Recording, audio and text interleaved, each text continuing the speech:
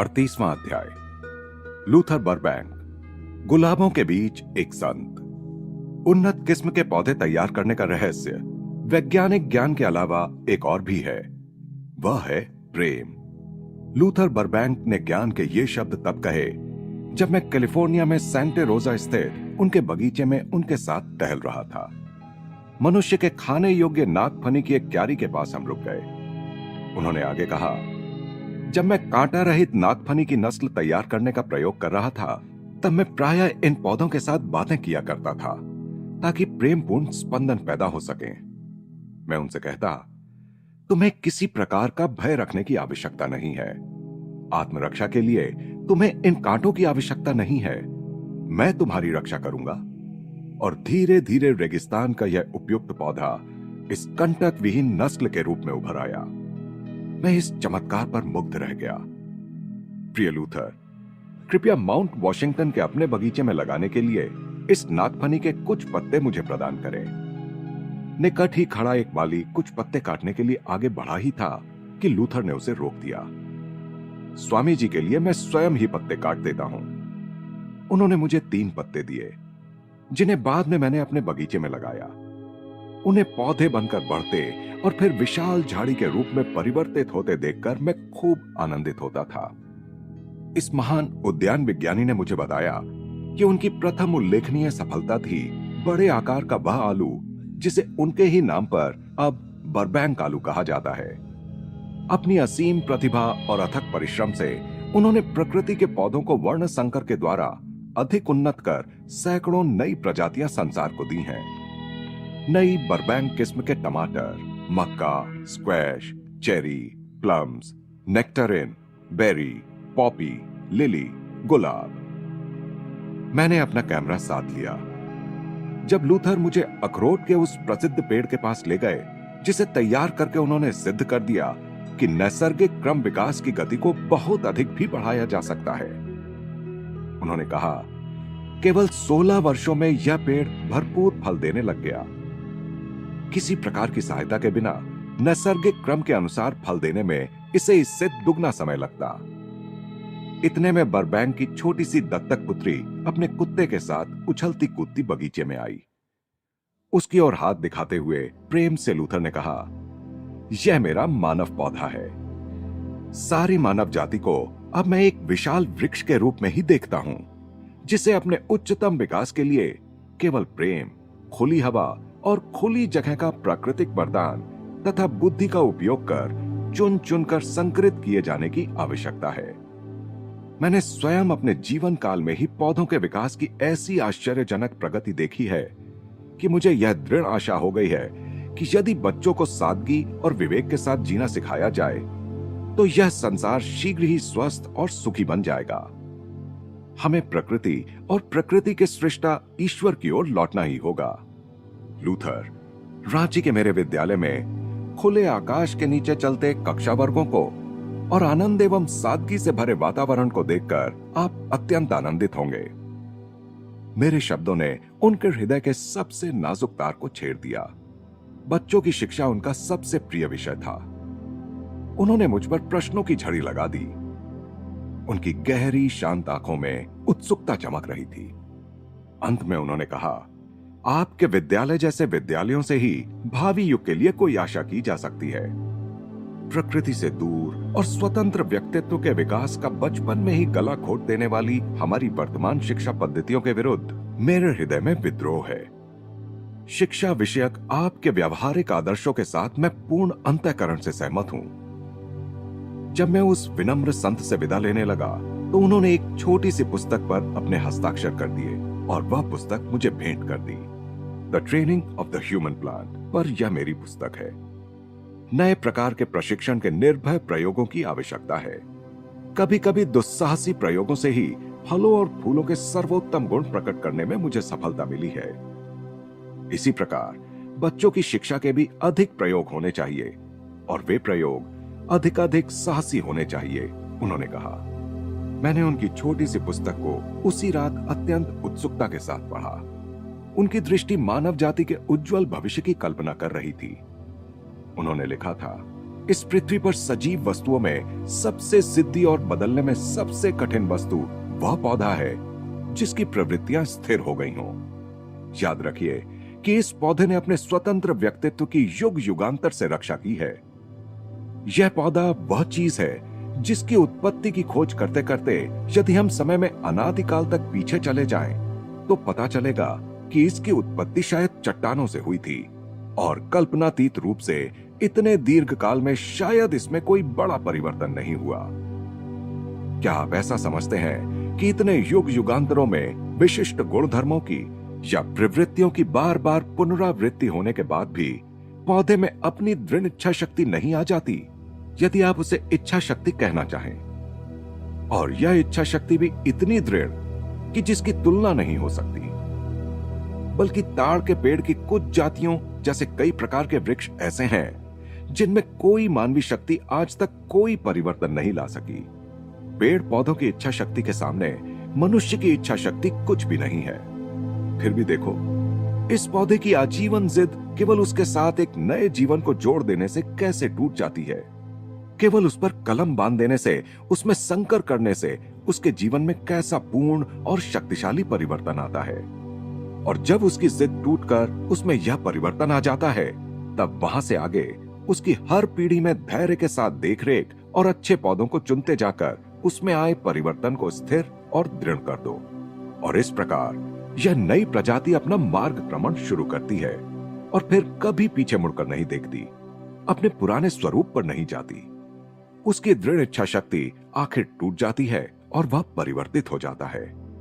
जब यही बात मानव शिशु की संवेदनशील और लचीली प्रकृति पर लागू करनी हो, तब तो समस्या कहीं अधिक आसान हो जाती है। मेरा मन इस महान अमेरिकी की तरफ खींच गया और मैं बार बार उनके पास जाने लगा। एक दिन प्रातःकाल जब मैं वहां पहुंचा, तो उसी समय पोस्टमैन भी वहां आ पहुंचा और उसने करीब 1000 पत्र वहां डाल दिए। विश्व के सभी भागों से अनेक उद्यान विशेषज्ञ उन्हें पत्र लिखते थे। स्वामी जी, आपके यहां होने से मुझे बाहर बगीचे में जाने का वह बहाना मिल गया जिसकी मुझे तलाश थी, लूथर ने विनोद से कहा। उन्होंने एक बड़ा दराज खोला जिसमें यात्रा संबंधी सैकड़ों पत्रक थे। देखिए, उन्होंने कहा, यह है मेरा यात्रा करने का तरीका। अपने पेड़ पौधे और पत्र व्यवहार से यहां बंधा, मैं विदेश यात्रा की अपनी इच्छा इन चित्रों को बीच बीच में देखकर ही पूरी कर लिया करता हूं। मेरी कार उनके फाटक के सामने ही खड़ी थी। लूथर और मैं कार में बैठकर उस छोटे से नगर की सैर पर निकले, जहां के बाग बगीचे लूथर की अपनी विकसित की हुई गुलाब की प्रजातियों सेंटा रोजा, पीच ब्लो, बरबैंक गुलाब से खिले हुए थे। इस महान वैज्ञानिक ने पहले ही एक बार जब मैं उनके यहां गया हुआ था, मुझसे क्रिया दीक्षा ले ली थी। स्वामी जी, मैं पूर्ण भक्ति और निष्ठा के साथ क्रिया का नियमित अभ्यास करता हूं, उन्होंने कहा। योग के विभिन्न पहलुओं पर मुझसे अनेक अच्छे प्रश्न पूछने के बाद लूथर ने धीरे धीरे कहा, पूर्व के पास सचमुच ज्ञान के विशाल भंडार हैं, जिसे पश्चिम ने अभी अभी जानना शुरू किया है। प्रकृति ने यत्न पूर्वक संभाल कर रखे हुए अपने अनेक रहस्य बरबैंक के सामने प्रकट कर दिए। प्रकृति के साथ घनिष्ठ एक रूपता ने बरबैंक में असीम आध्यात्मिक श्रद्धा उत्पन्न कर दी। एक दिन कुछ संकोच के साथ ही उन्होंने मुझसे कहा, कभी कभी मुझे अनुभव होता है कि मैं अनंत शक्ति के बिल्कुल निकट हूं। अपने अनुभवों की स्मृतियों से उनका कोमल सुंदर मुखमंडल दीप्त हो उठा।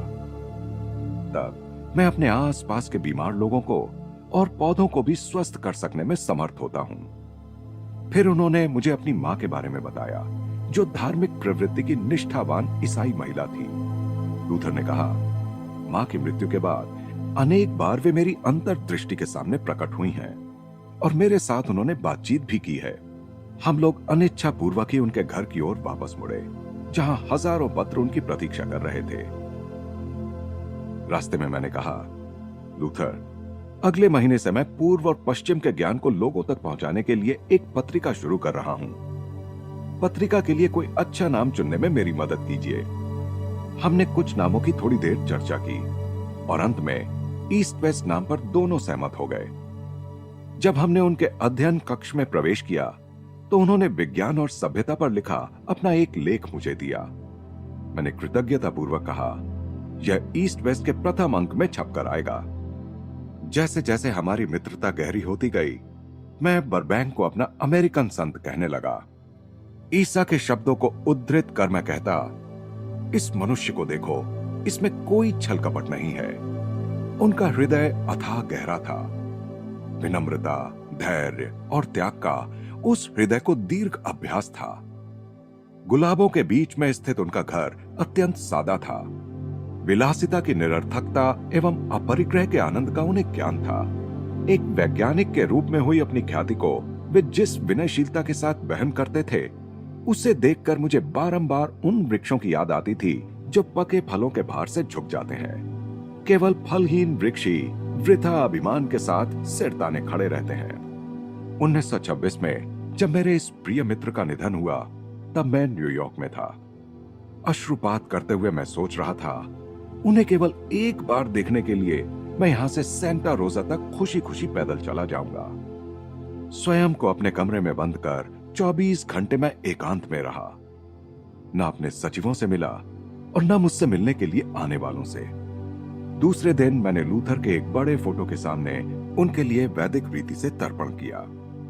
शरीर तत्वों के उनके अनंत स्रोत में विलय के प्रतीक स्वरूप फूल, जल एवं अग्नि का तर्पण किया गया। तब मेरे अमेरिकी शिष्य हिंदू सूतक वस्त्र धारण किए वैदिक मंत्रों का उच्चारण कर रहे थे। यूं तो बर्बैंक का पार्थिव शरीर सेंटा रोजा में उनके ही द्वारा अनेक वर्ष पूर्व लगाए गए एक लेबनानी देवदार वृक्ष के नीचे चिर विश्रांति ले रहा है, पर जहां तक मेरा संबंध है, उनकी आत्मा रास्ते के किनारे उगने वाले प्रत्येक फूल में प्रतिष्ठित हो गई है। कुछ समय के लिए प्रकृति की विराट आत्मा में समा गए लूथर क्या सूर्योदय के साथ आते नहीं हैं? और क्या हवाओं में उनका स्वर नहीं गूंज रहा है? उनका नाम अब साधारण बोलचाल का एक शब्द बन गया है। वेबस्टर्स न्यू इंटरनेशनल डिक्शनरी में बर्बैंक शब्द को सकर्मक क्रियापद कहते हुए उसका अर्थ दिया गया है वर्ण संकर करना या पौधे पर कलम बांधना, अर्थात अच्छे तत्वों को लेकर और बुरे तत्वों को त्याग कर या अच्छे तत्वों के संयोग से किसी भी प्रक्रिया में या संस्था में सुधार करना। यह परिभाषा पढ़कर मैं बोल पड़ा, प्रिय बर्बैंक, आपका नाम ही अब अच्छाई का पर्यायवाची बन गया है।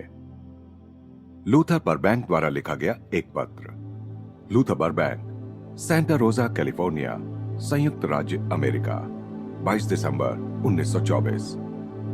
मैंने स्वामी योगानंद की योगदा प्रणाली की परीक्षा करके देखा है और मेरा यह मत है कि मनुष्य की शारीरिक, मानसिक और आध्यात्मिक प्रकृतियों के समन्वित विकास और प्रशिक्षण के लिए यह एक आदर्श पद्धति है।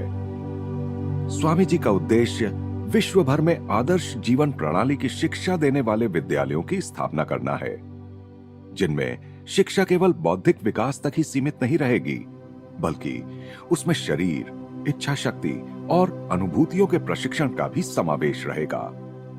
एकाग्रता और ध्यान की सीधी, सरल तथा वैज्ञानिक पद्धति युक्त योगदा प्रणाली के माध्यम से शारीरिक, मानसिक और आध्यात्मिक उत्कर्ष द्वारा जीवन की लगभग सभी जटिल समस्याओं का समाधान किया जा सकता है और संसार में शांति एवं सद्भावना स्थापित हो सकती है। स्वामी जी का मत है कि गूढ़ता और अव्यावहारिकता से मुक्त सहज साधारण व्यावहारिक ज्ञान के विकास द्वारा ही सही शिक्षा दी जा सकती है। यदि ऐसा न होता तो मैं इस प्रणाली का कभी समर्थन नहीं करता। आदर्श जीवन यापन की शिक्षा देने के लिए अंतर्राष्ट्रीय विद्यालयों की स्थापना करने के स्वामी जी के विचार से सहमत होते हुए मुझे अत्यंत हर्ष हो रहा है, जिसकी यदि स्थापना हो जाए तो मेरी जानकारी के अन्य किसी भी साधन की अपेक्षा अधिक आसानी से और अधिक शीघ्रता से इस पृथ्वी पर स्वर्ग राज्य आ सकेगा।